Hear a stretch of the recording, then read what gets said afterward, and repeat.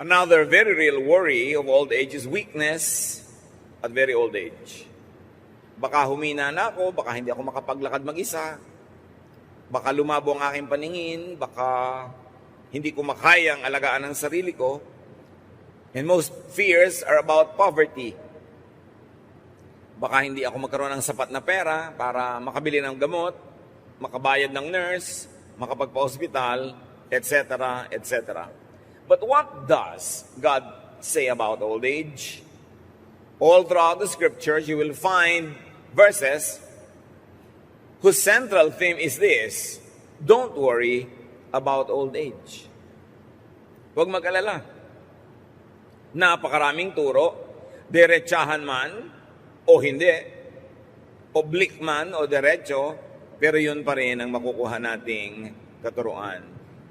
In other words, don't be compelled to get married, to have children, to save too much just for old age use. In other words, get married if you're in love and you want to get married. Have children because you want to raise children, not only because you want to have children around you when you grow old. Don't always save too much just for old age to the point that you forget enjoying your life now. Now, why not be compelled to do all this? Bakit hindi kailangan pilitin ang sarili magkaasawa para sa pagtanda ay may kasama at para magkaanak? Because having a spouse does not guarantee having children.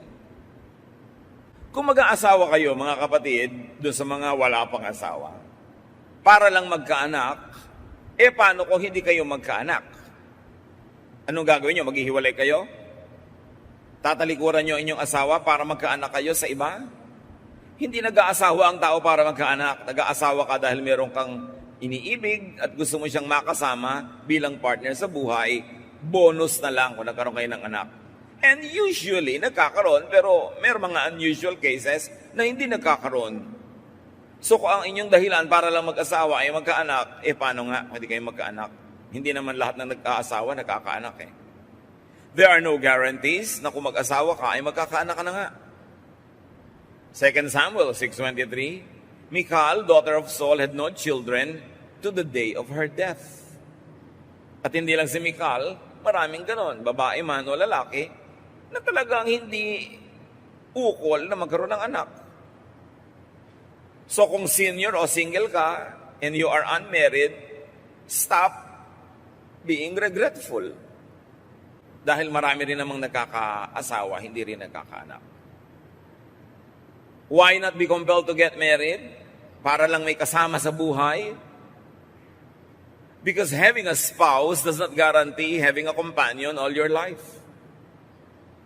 Ba't ka mag-aasawa? Para meron akong kasama lagi. Hindi na totoo yan Hindi na garantiya na kung nag-asawa ka ay may kasama ka nga sa pagtanda. One, kasi merong maagang nababalo. Meron nga after honeymoon, nabalo na. Luke 2:36-37. There was also a prophet, Anna, the daughter of Penuel, of the tribe of Asher. She was very old. She had lived with her husband 7 years after her marriage, and then was a widow until she was 84. Imagine, kung nag-asawa ka para may kasama ka pagtanda, 7 taon lang nagsama, naging balo na. O kaya, hindi ka man naging balo, pero pinagtaksalin ka naman, iniwan ka ng asawa mo, wala ka pa rin kasama. O may asawa ka nga sa turing, pero sa aktual na buhay niya naman, para kang nag-iisa rin. Parang wala kang partner. So stop fretting about being single. Because having a spouse is not always the great blessing that people think it could be. Narinig sa elevator, may 3 magkakaibigang lalaki, sabi ni kaibigan 1 doon sa 2 and 3, alam nyo, naiinggit ako sa inyo, hanggang ngayon wala pa kayong mga asawa. Ako nagkaasawa, ganun lang pala. Dapat hindi na lang. May mga ganun, pati mga babae. Pero meron naman siyempre mga masasaya, happily married, kanya-kanya ng palad. Ngayon, kung mag-aasawa kayo, para lang kayo magkaanak, para sa pagtanda nyo, may kasama kayo, hindi na rin ganyan. Having children does not guarantee having companions at old age. Lalo ngayon, uso yung pag-abroad, uso yung paninirahan sa ibang bansa. Misa nga, 5 anak mo, wala lahat eh. Darating na lang sa burol. O kung ikaw ay nakaratay. Pero pag nadalaw ka, habang nakaratay ka, huwag mo nang asahang darating pa sa burol. Sayang ang miles. Mahal ang pasahe. O kaya hindi papayagan sa trabaho na mag-leave ng sunod-sunod. Hindi lahat ng nagkakaanak ay may kasama pagtanda. Kasi marami rin namang napapalayo ang tirahan pag nag-asawa at bumukod na. Genesis 2:24, nagbigay na nga ng pahimakas. A man leaves his father and mother and is united to his wife. Siyempre, hindi naman napaka-physical ng tunay na ibig sabihin itong Genesis na to, na iiwan mo magulang mo kahit nag-iisa, kahit may sakit. Ang ibig sabihin lang, psychologically, spiritually, may iba ka na ang partner, yung asawa mo na, hindi yung magulang mo, kasi yung mga magulang mo, sila yung mag-partner. Pero nangyayari rin physically na talaga yung mga anak natin, umaalis. May gustong habulin na pangarap. Mayroong gustong gawin sa buhay. O kaya may anak ka nga, nung nag-asawa, naagaw na ng manugang. Hindi mo na nabalitaan pa ang anak mo. O kaya very sadly, may anak ka nga, gusto mo magkaanak para may kasama kapag tanda, pero nauna pa sa iyong sumakabilang buhay.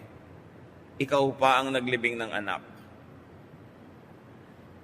O kaya, may anak ka nga, at buhay na buhay, pero hindi mo maapuhap, hindi mo maasahan, para ka ring walang anak. Isa pa, huwag kayong magpipilitang magkaanak para lang magkaroon ng tagapag-alaga. Because having children does not guarantee having comforters or comfort givers. Hindi ko man nagkakaanak, gumiginhawa. Minsan nga hanggang pagtanda, yung magulang pa ang nagtataguyod sa anak. May mga anak na alagain. Minsan kasi yung kalusugan nila. Sila ay special children, pinanganak. Aalagaan mo hanggang kamatayan mo na ang pag-aalaga dahil meron silang kalagayang espesyal, kakaiba. O may mga anak naman na ang tanda-tanda na, sa'yo pa nakasandal, sa'yo pa nakaasa, problema pa rin. Ang tanda-tanda mo na, dumadalaw ka pa sa bilibid kasi nakulong pa doon dahil kung ano-ano pa yung ginawa. Hindi ko man nagkakaanak ang tao, ibig sabihin giginhawa siya. So huwag nag-aasawa, huwag magkakaroon ng anak dahil lang paghahanda mo sa pagtanda. Paano kung nabigo ka? Dapat nag-aasawa ka dahil gusto mong mahalin ang isang tao all your life. Nagkakaroon ka ng anak dahil gusto mong mag-aruga at pagka naarugaan mo ay pawalan mo para yung buhay niya ay maipamuhay niya. Hindi itatali mo sa tabi mo para ka lang niya laging intindihin. Deuteronomy 21:18-20. If someone has a stubborn and rebellious son who does not obey his father and mother and will not listen to them when they discipline him, his father and mother shall take hold of him and bring him to the elders at the gate of his town. They shall say to the elders, "This son of ours is stubborn and rebellious. He will not obey us. He is a glutton and a drunkard." So isa lang na mga biblical examples na maraming mga anak hindi pabagaan kundi pabigat sa magulang. Mag-aanak ka dahil handa kang mapabigatan din. Hindi yung maiinis ka pag yun ang nangyari dahil ang inaasahan mo lang naman pala, kaya ka nagkaroon ng anak para ka guminhawa. Paano nga kung baligtad ang mag-anak? Having a spouse and children does not guarantee enjoyment of security and happiness. Kaya lagi kong idinidiin sa mga gusto mag-asawa. Bakit mo gusto mag-asawa? Para po ako mabuo. Aba, paano kung bawasan ka palalo niya nga papangasawa mo? At hindi ka nabuo, nabawasan pa. Nag-aasawa ka dahil gusto mong magbigay, hindi para gusto mong tumanggap o mabuo. Para kung nagbigay ka, nang nagbigay, hindi ka ma-disappoint, handa ka. At ngayon, kung nabaligtad na ikaw pa yung binibigyan, edi bonus yun, nagpasalamat ka. Pero huwag yun ang asahan mo lagi. Minsan, sila pang pinagbubuhatan ng hirap at kapahamakan. May maririnig ka pang isang napakamiserableng ginang na sinasabi sa high school friend niya na tumandang dalaga, "Alam mo, mabuti ka pa kaysa sa akin." Siguro, malungkot ka madalas, pero hindi ka naman miserable. Iba naman yung malungkot, iba yung miserable. Sa pagkakaroon ng mga tagapagmana, anong sabi ni Solomon? Ecclesiastes 2:18-19, I hated all the things I had toiled for under the sun, because I must leave them to the one who comes after me. And who knows whether that person will be wise or foolish. Yet they will have control over all the fruit of my toil, into which I have poured my effort and skill under the sun. This too is meaningless. Maraming anak tong si Solomon. Pero sabi niya, alam nyo, ito yung naiisip ko kung gaano ako naghirap magpundar. Nagdaramdam ako na isipin kung anong pagwawaldas ang pwedeng gawin ng mga anak kong pamamanahan ko. Meron nga tayong kilala, sikat na tao, nagpalaki ng mga anak sa magandang paraan. Nung matanda na siya, medyo naghirap. Hindi naman todo, mahirap-hirap lang. Pero may bisyo pa yung isang anak. Naghihirap yung ama, nakahiga, nakaratay, may oxygen. Alam niyo yung ginagawa ng anak? Tinatanggal yung oxygen at ibinebenta sa iba. Dahil nagda-drugs. Pagka buhay na buhay ka, hindi ka lang makagalaw, binubunot yung oxygen mo. Di ba? Mabuti pa sana, hindi ka nalang nagkaanak. Baka yun ang isipin mo.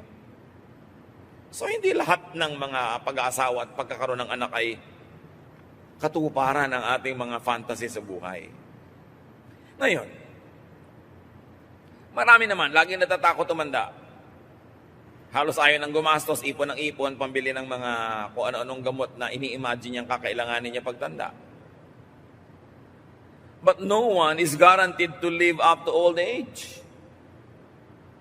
Minsan may kausap ka, anong kinakatakot mo pagtanda? Nakakatiyak ka ba na mabubuhay ka pa next month? Matakot na takot ka sa isang bagay na hindi ka naman tiyak kung makakarating ka nga doon. Wala rin namang guarantee na tatanda lahat ng tao. Kaya yung mga iba, natatakot ako, baka magkasakit ako ng kung ano na pagtanda ko. Kung tatanda ka, yun mo ang problemahin mo kung aabot ka ron. Kasi merong mga maagang sumasakabilang buhay. Ecclesiastes 7:16-17, do not be over-righteous, neither be over-wise. Why destroy yourself? Do not be over-wicked, and do not be a fool. Why die before your time? So it is possible that our lifestyle can kill us before our appointed time. At sino daw yun? Yung sobrang righteous, at sobrang matalino, at yung sobrang masama. Ibig sabihin lang ni Solomon, basta sobra.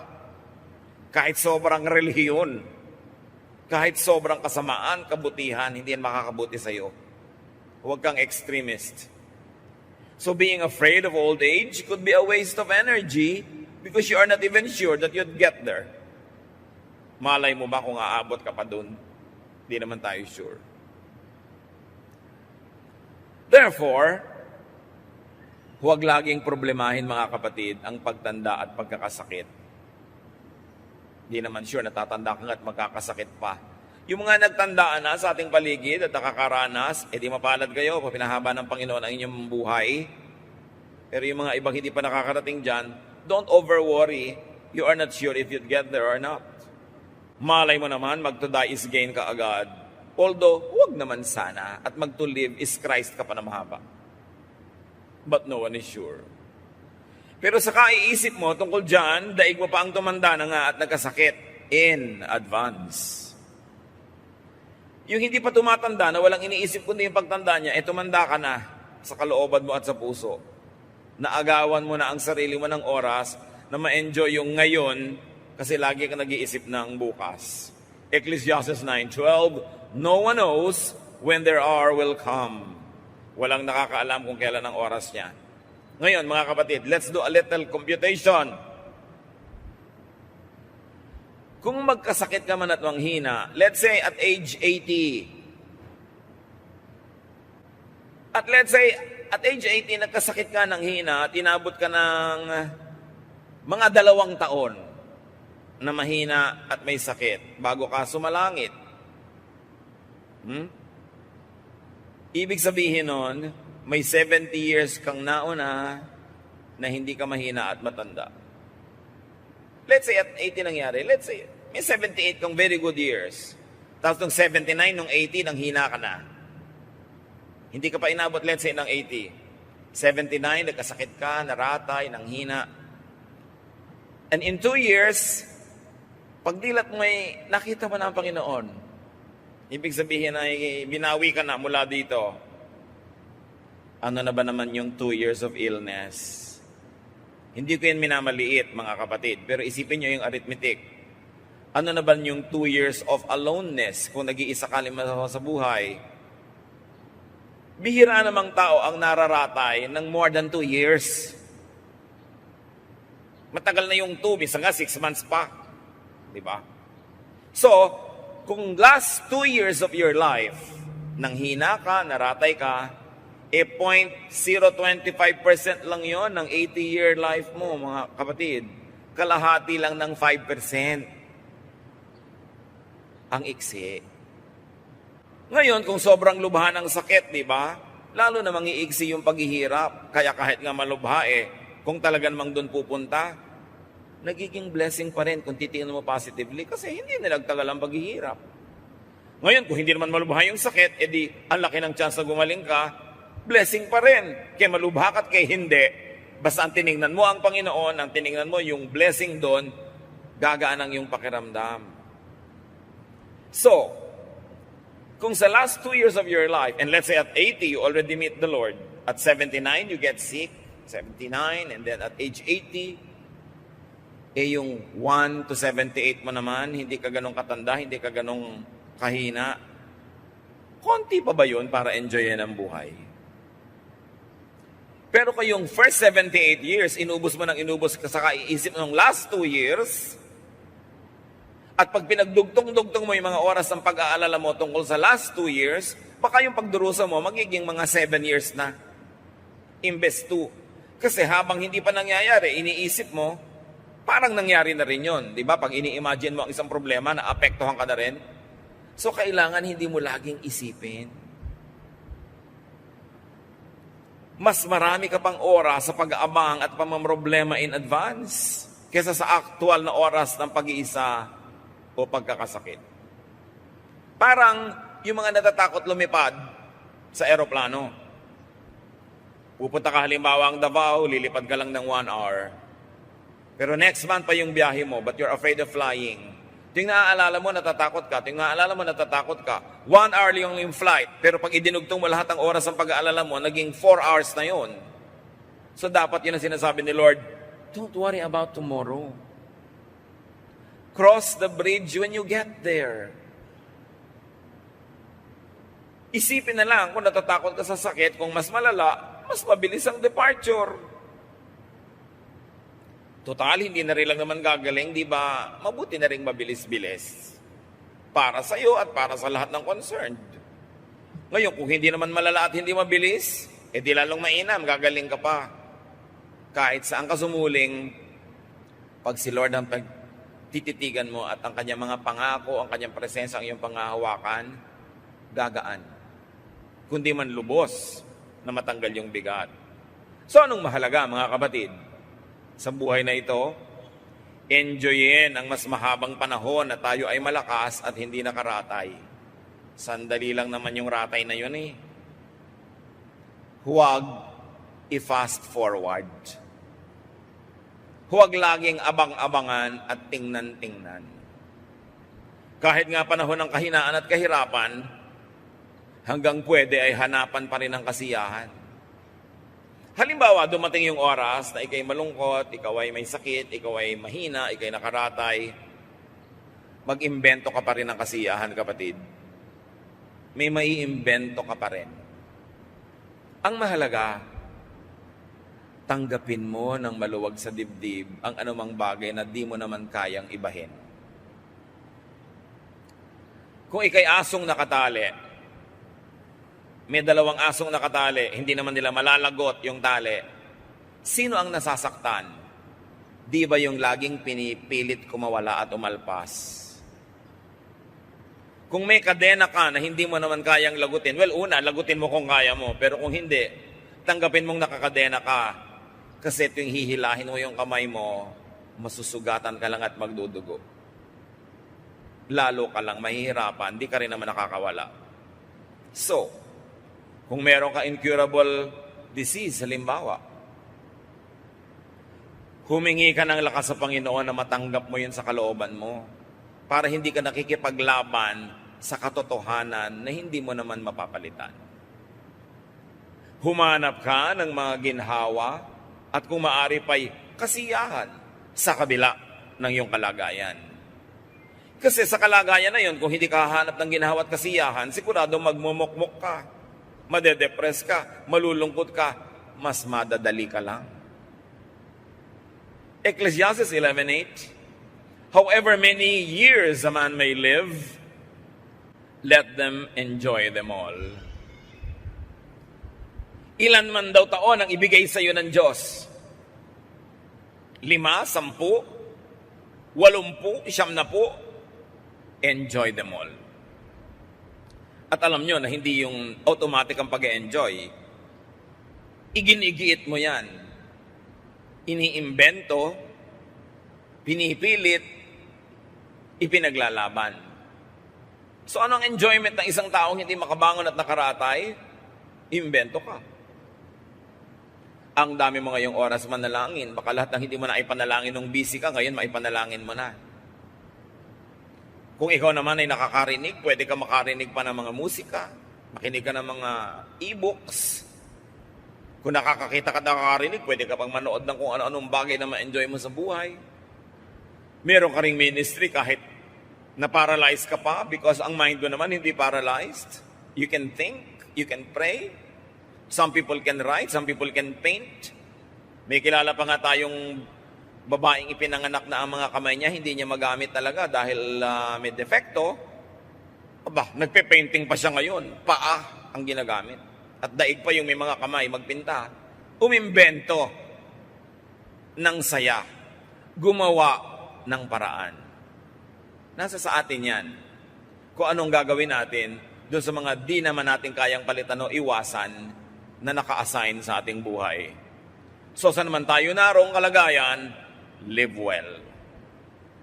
Para kung dumating ang kahinaan, dumating ang pagtanda na hindi ka naging malakas, wala kang panghihinayang. Dahil nakapamuhay ka naman ng tama, ng maayos, at ng masaya. Kaya mga kapatid, huwag nating pipigilan o haharangan yung mga tao who are trying to have fun, who are trying to pursue their interests, their hobbies, their dreams. Dahil hindi naman natin alam kung gaano pa karaming oras meron sila para gawin yon.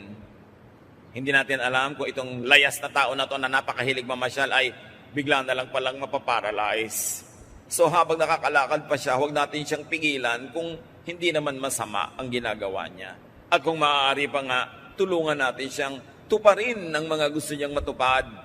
Kasi hindi naman tayo nakakatiyak na mabubuhay siya ng ganong kahaba para magkaroon ng pagkakataong gawin ng lahat ng ginugusto niya sanang gawin. Kung gaano natin gusto na tayo ay makalaya at gawin ang mga gusto natin, ibigay din natin yung laya na yun sa ating kapwa. Lalo at meron tayong otoridad o impluwensya sa tao na yun. Gamitin natin yung otoridad natin para tulungan siyang palayain, hindi para siya ikulong. Napakahalagang hindi tayo nang kukulong ng kapwa. Na nandyan sila sa ating tabi dahil kusa nilang gusto, hindi dahil itinali natin sila dyan. They have only one life to live this side of eternity, and all of us must have the greatest chances at living our dreams. So maximize happiness and enjoyment. Gusto niyo maging handa sa anumang mga panahon na maaaring hindi na tayo pwede magsaya o hindi natin kaya magsaya? Ang paghahanda dyan, habang kaya nyo, magsaya na kayo. Parang bangko kasi ang ating puso. Magdeposito kayo ng maraming kaligayahan. Magdeposito kayo ng maraming kasiyahan para kung dumating ang panahon ng taghirap sa kaligayahan at saya, mayroon kayong pagwi-withdrawhan. Mayroon kayong mga alaala, mga gunita na magpapalakas ang inyong loob, magpapasaya, at pwede nyo pang sabihin, di bali nang hindi na ako sumaya the rest of my life kasi na-advance ko na naman lahat. At sapat na yon. Para ngayon ay unti-unti kong papakin yung mga nai-deposit ko na kaligayahan sa buhay. Kaya pag may mga tao nagde-deposit din sa kanilang sariling puso ng kaligayahan, huwag hadlangan kung hindi naman masama ang ginagawa nila. Maximize enjoyment, minimize pain. Huwag tayong umimbento ng lungkot. Huwag tayong magpahaba ng lungkot at drama. Huwag tayong maghinanakit, magalit. Huwag nating lagyan yung puso natin ng napakarami mga pait, hapdi at sakit. Kasi kahit hindi nyo sadyaing gawin yon, meron at merong darating sa buhay nyo na ganon. So kung meron at meron na darating na mga sakit at hirap, kahit ayaw mo, bakit naman tutulungan mo pa yun at dadagdagan mo pati ikaw pa mismo ang maglalagay sa buhay mo ng mga pahirap? Yung mga nagtatanim ng sama ng loob, pwede niya naman patawarin na yan para matigil na eh. Maiba na yung nararamdaman nyo, naiisip ninyo. Yung mga magulang na nagtatakwil ng anak, pagka di naman naghihingalo kayo, papatawag nyo rin yan eh. Magpapatawaran din kayo, di agahan nyo na para makapag-enjoy pa kayo magkasama. Yung mga gustong mag-enjoy, hayaan nyo na ngayon. Hindi kung kailan na sila na-paralyze, kung kailan na lugmok at saka nyo pa panghihinayangan ng mga nawala mga chances. You don't know what the future holds. So whenever you have the opportunity to make yourself happy, to make other people happy, do so. Because life has many dark days ahead, whether you like it or not. So why invent darkness when actually today is bright? Bakit merong party, magagalit ka doon sa isang tao sa walang kakwenta-kwentang bagay, nasira na yung mood mo buong party. Merong family reunion, pinaghandaan nyo lahat. Gumastos kayo, tapos magagalit ka sa isang pinsan mo o kapatid, nanimangot ka na maghapon.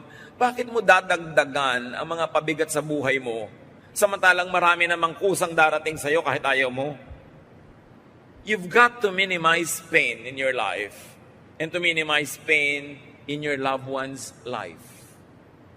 Pag hindi mo minamahal, halimbawa yung biyanan mo, alam mo ba na sinasaktan mo yung sarili mong asawa na anak ng biyanan mo? Bakit mo naman patuloy na sasaktan ng isang taong mahal mo at nagmamahal sa'yo? So sabi mo, kasi mahirap mahalin ang biyanan ko. Mas mahirap namang mapuot. Mahirap mapuot Mahirap magalit. Mahirap magmahal. Pareho lang mahirap, di magmahal ka na lang. Pareho lang naman nakakapagod. Nakakapagod tigasan yung leeg at huwag kang tumingin sa isang tao para mo siyang batiin. Nakakapagod ding batiin siya kuminsan, lalo't mataas ang pride mo. Pareho lang nakakapagod yan. Ang gawin mo na lang yung nagpapagaan ng loob. Yung nagpapalaya. Yung nagpapasaya. Kasi hindi mo alam kung kailan ang sunod-sunod at walang katapos ang dating ng mga dagok ng buhay. So habang hindi ka dinadagukan ng buhay, huwag mong dagukan ng sarili mo. At huwag mo rin dagukan ng kapwa mo. Magpahinga. Do the most good. Kung gusto talaga nating paghandaan ng pagtanda, ang mga hirap ng buhay, you maximize enjoyment, you minimize pain, and do the most good. Do good and enjoy life. Kaya mga matatanda, huwag naman nating tanggalan ng kabataan yung mga bata. Batang maliliit, ayaw mong maglaro, ayaw mong kumilos. Bata nga yan Sandali lang naman siya magiging bata at matagal siyang magiging matanda. So, do not rob children of their childhood. Do not rob young people of their youth. Siyempre, mga maiingay magtawanan, mga magagaslaw ko minsan. Ano mo gusto mo kumilos na parang 60 anyos? Darating din naman siya doon kung hahaba buhay niya. Doon na siya kikilos as 60 anyos. Ngayon, 16 siya, 17, payagan nyo basta hindi masama. Huwag laging pigilan. Minsan ka lang maging bata. At mga kapatid, sandali ka lang maganda. Sasandali kang mukhang ubas. Alam nyo na yung kasunod, di ba? And then all your life, mukha ka ng tsampoy.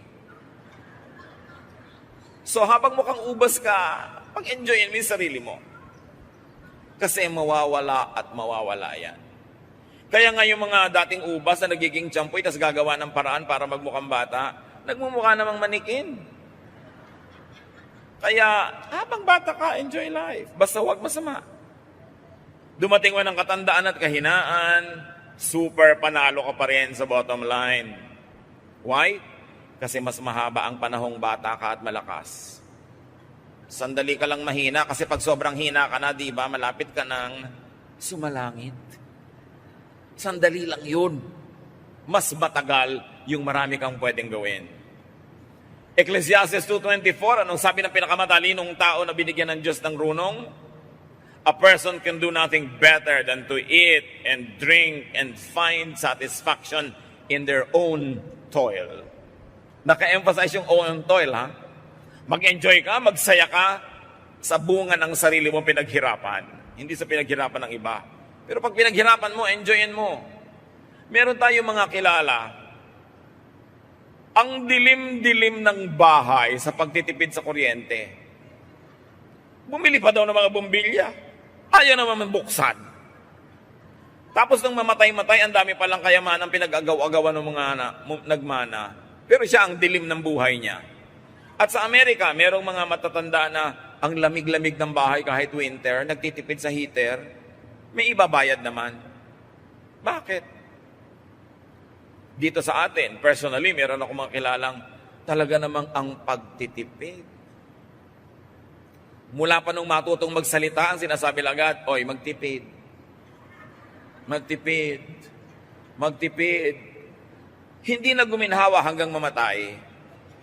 O ano ngayon? Ano nangyari sa katitipid? Basta live to the fullest habang may chance. Enjoy lang pag may time. Di ba? Ecclesiastes 9:7, go, eat your food with gladness, and drink your wine with a joyful heart. For God has already approved what you do. Pag pinaunlad ka na ng Panginoon, bihayaan niyang magkaroon ka ng mga kabuhayan, ibig sabihin, gusto ka rin niya mag-enjoy. Huwag puro pag-iimpok. Siyempre na mag-iimpok ka proportionately. Paghahanda mo rin yon.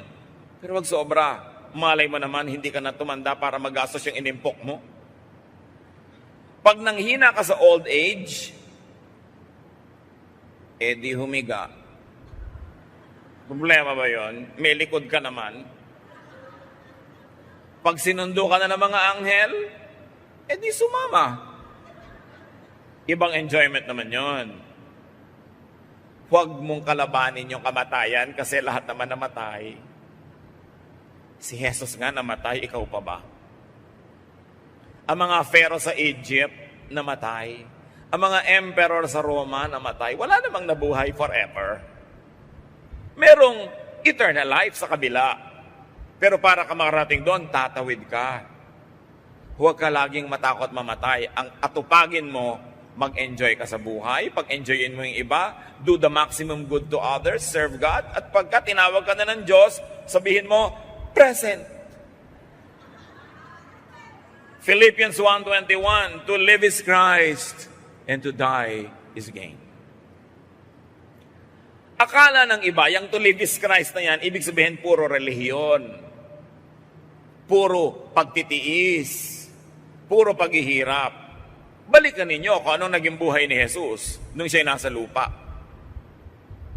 Well, gumagawa talaga siya ng mabuti. Nagpapakain siya sa mga gutom, nagpapagaling sa mga sakit, nagtuturo ng tama, pero lagi din siya nasa party. Ang tawag nga sa kanya ng mga kritik niya, drunkard and a glutton, a friend of sinners. Kasi marunong siya mag-enjoy. Ang first miracle nga niya, to make wine, di ba? So ano ibig sabihin ng to live is Christ? Minimize pain, maximize enjoyment, do the maximum good. Yun ang to live is Christ. Hindi lang puro pagtitiis, pagtutuligsa sa kapwa, paghahampas sa sarili, hindi yon. At pag ginawa mo yung to live is Christ, magkakaroon ka ng to die is gain. Pero pag hindi ka nag to live is Christ, hindi gain yung to die, ha? But you live as Jesus did.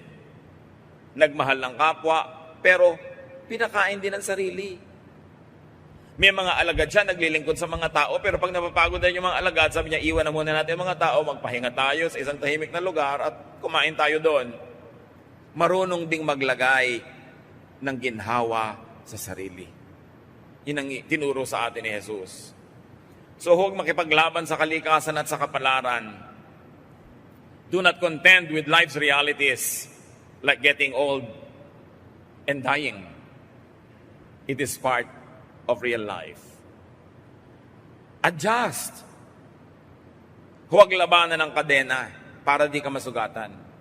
Harmonize with life. Harmonize with time. Sabi sa Ecclesiastes, for everything there is season and a time for every matter under heaven. There's a time to be born and a time to die. Stop worrying about death. Ang mahalaga, tinanggap mo na si Jesus bilang Panginoon mo tagapagligtas. Namumuhay ka tulad ni Jesus. At kung mamatay ka man tulad ni Jesus, mabubuhay ka namang muli. Nababawasan ng worry ang mga panahong dapat sana'y fruitful, masaya, at enjoyable. Tuwing nag-aalala ka, kapatid, dinadaya mo ang iyong sarili. Tuwing tinatakot mo ang sarili mo tungkol sa mga darating na panahon, ninanakawan mo ang sarili mo ng kaligayahan sa minutong ito, sa oras na ito. Sa pag-aalala sa isang minuto o oras sa maaring hindi naman dumating sa buhay mo. Sandali lang ang old age. At kung may dumagdag pang sakit, lalong madadali ang paglipat mo sa kabilang buhay. Iiksi ang paghihirap, blessing pa rin. Hindi ko minamaliit ang paghihirap ng mga may sakit na mga matanda na. Pero di ba, doon din naman tayo lahat pupunta. So huwag sobrang isipin. Paghandaan, pero konti lang. Kasi maiksing panahon lang yung katandaan. Matthew 6:34, sabi ng Panginoong Jesus, therefore, do not worry about tomorrow. For tomorrow will worry about itself. Each day has enough trouble of its own. Huwag kang mag-alala tungkol sa bukas. Yung bukas, ang mamang problema sa sarili niya, pagdating niya. Marami ka nang dapat na asikasuhin ngayon, yun na lang atupagin mo. Yung bukas, ipasa Diyos. Invest in your health. Invest in goodwill, in people. And, whenever possible, in your physical, financial insurance. Mas mabuti may insurance ka. Meron nga akong kilala, kaya naman magbayad ng insurance premium, ayaw. Dahil pag namatay daw siya, baka manahin ng asawa niya at mag-asawa ng iba.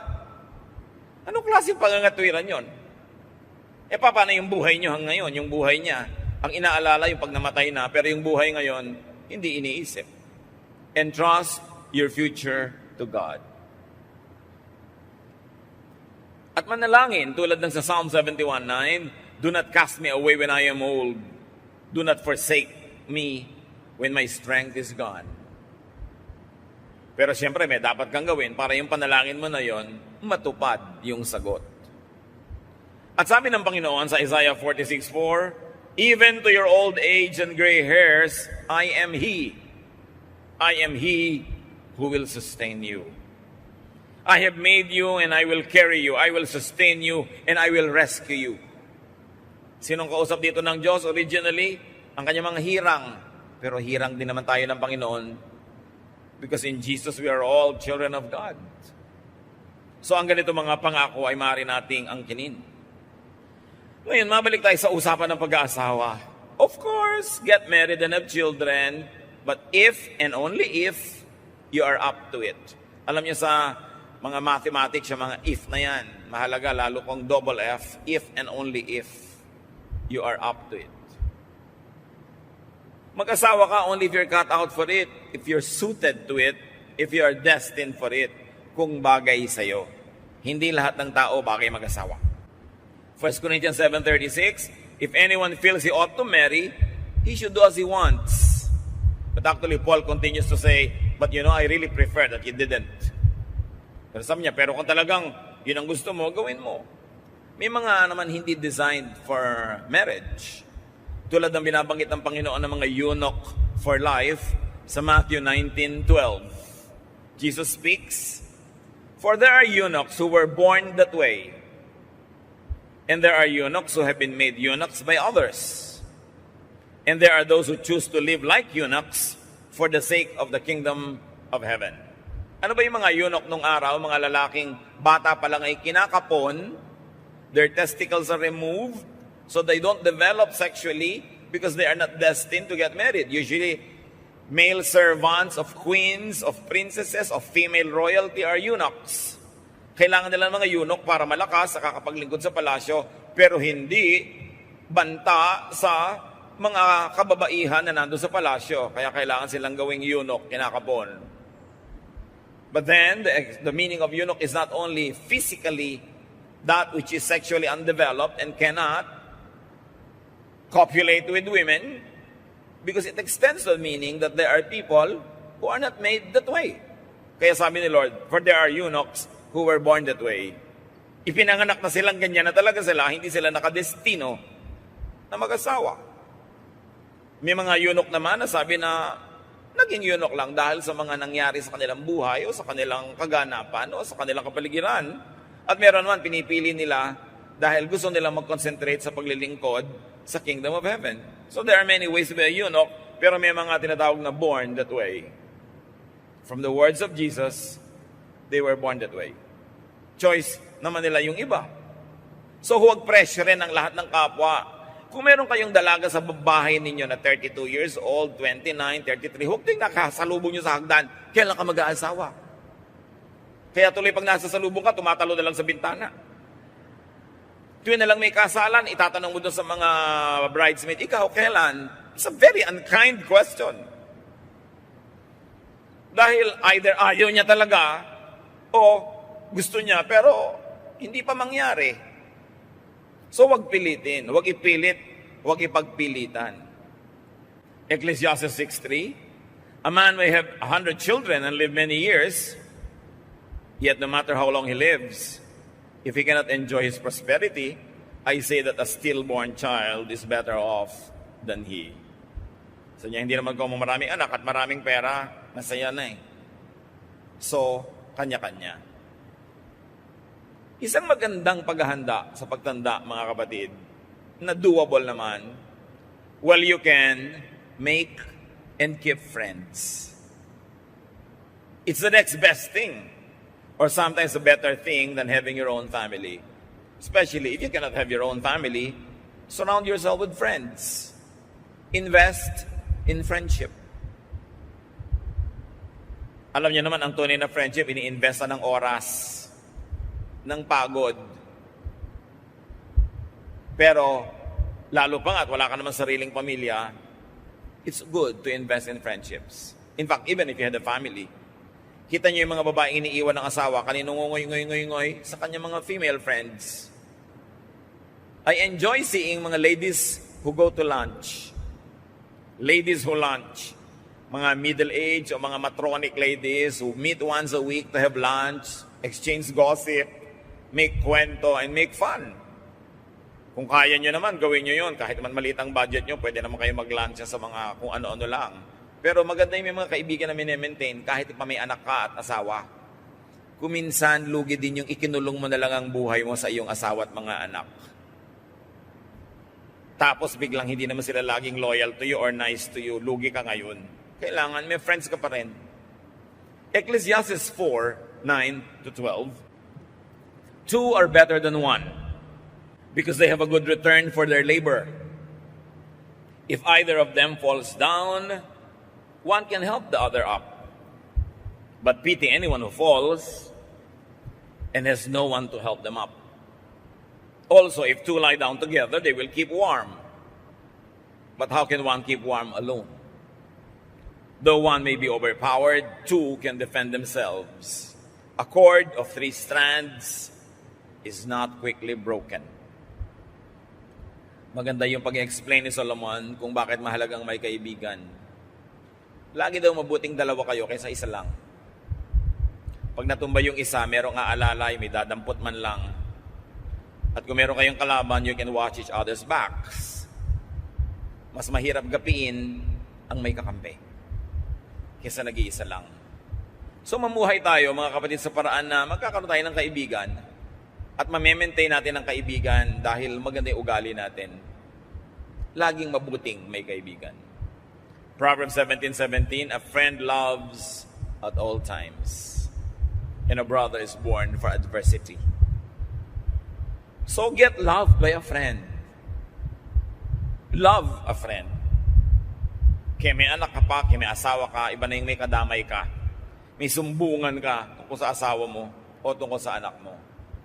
Mga kapatid, walang kwenta yung may kaibigan ka tapos wala kayong ginawa kundi magpayabangan tungkol sa inyong mga asawa at mga anak, hindi magtatagal ang friendship nyo. Pag lagi mong ipinagyabang yung asawa mo sa kumari mo, biglang naagaw na ng kumari mo ang asawa mo. Kailangan, hindi na kayo nagpapa-impress. Boring na yung matagal na kayong magkakilala, tapos wala pa kayong ginawa kundi magpa-impress sa isa't isa. Relax. Admit, accept your imperfection, and accept and admit also that others are imperfect.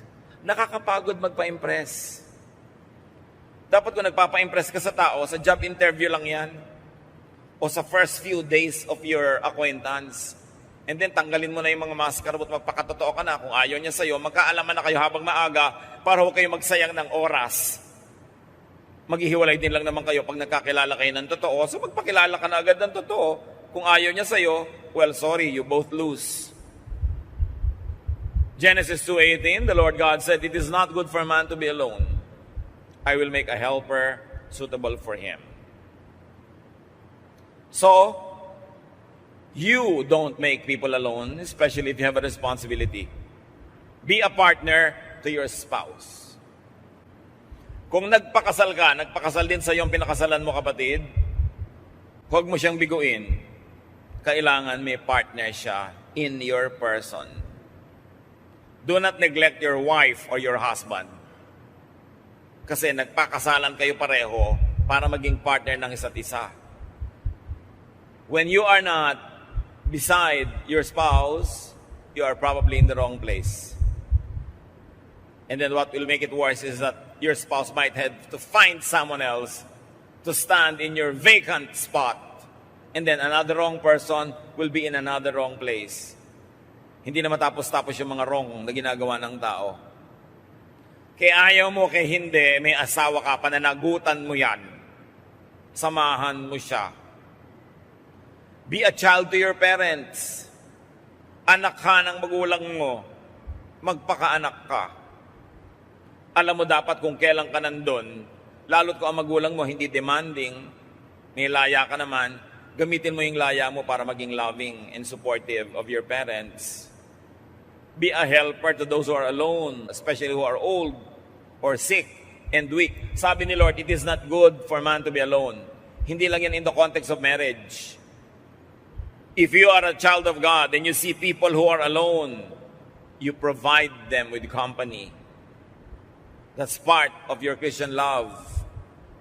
You invite them into your home. You visit them when they are sick. You help them in their need because it is not good for a man to be alone. Kung hindi ka nangangailangan ng damay, ibig sabihin you are sufficient, ikaw naman ang dumamay sa iba. And brothers and sisters, allow people to be together. May mga magulang naman, sila pa ang hadlang sa married life ng kanilang mga anak. Pinagkaaway yung anak at yung manugang. May ganon. Nag-asawa na yung anak nyo, hayaan nyo silang mag-enjoy sa kanyang marriage. Huwag kayong laging maging issue. Huwag kayong laging pumagitan sa anak nyo at manugang nyo dahil ang partner nyo yung asawa nyo, hindi yung anak nyo.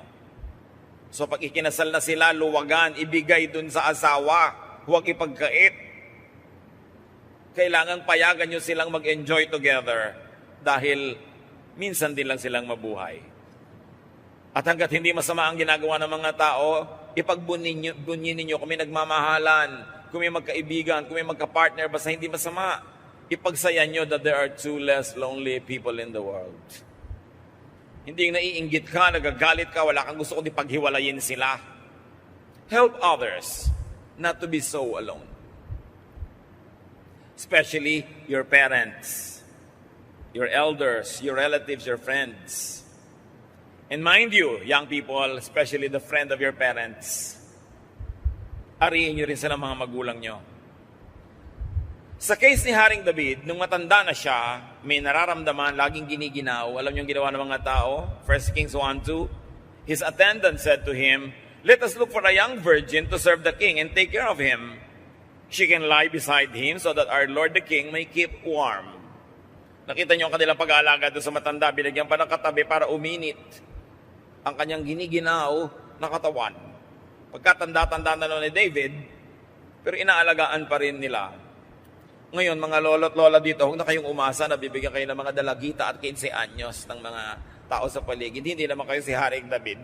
No? Pero, ibig sabihin lang, kung ano yung substitute, kung ano yung pwedeng ibigay na pinapayagan ng konteksto ng ating panahon, ibigay natin. At kung natatakot din lang tayo at nag-aalala sa pagtanda, alalahanin natin ang sabi ni Solomon, Ecclesiastes 12:1-7, remember your Creator in the days of your youth, before the days of trouble come. And the dust returns to the ground it came from, and the spirit returns to God who gave it. So sabi niya, alalahanin niyo ang Diyos habang bata kayo. At kasama sa pag-alala sa Diyos, is, diba, to live is Christ, is to enjoy life while young. Enjoy life while able. At the same time, be godly. And when it happens that you have to face your Maker, do so with peace. Panginoon, salamat dahil mahaba naman ang binibigay niyong panahon sa amin. To maximize pleasure and enjoyment, to minimize pain, and to do the maximum good. Lagi niyo ipaalala sa amin na ang buhay na ito ay isang mahalagang regalo galing sa inyo. Pahalagahan namin, hindi lang ang buhay namin, kundi buhay din ng iba. Hindi lang enjoyment namin, kundi enjoyment din ng iba. At nawa, Panginoon, pawiin niyo ang mga pag-aalala. Turuan yung punuin namin ang isip namin ng mga mahalagang isipin tungkol sa inyo. Mga magagandang bagay. At matuto kami magdisiplina sa isip na itaboy, ang anumang isip na nananakot, nagbibigay ng mga ligalig, nagpapahirap sa aming loob. We want to celebrate life because it comes from you. Teach us, Lord, not to be afraid of the future. Because we know that you are there in the future. You have been there even before we get there. Salamat, Ama. Pagbulay-bulayan natin mga kapatid ang kahulugan ng mga sinariwa nating katuruan ngayon and be free from the fear of the future. Sa ilang saglit, pagbulay-bulayan ang mga bagay na ito.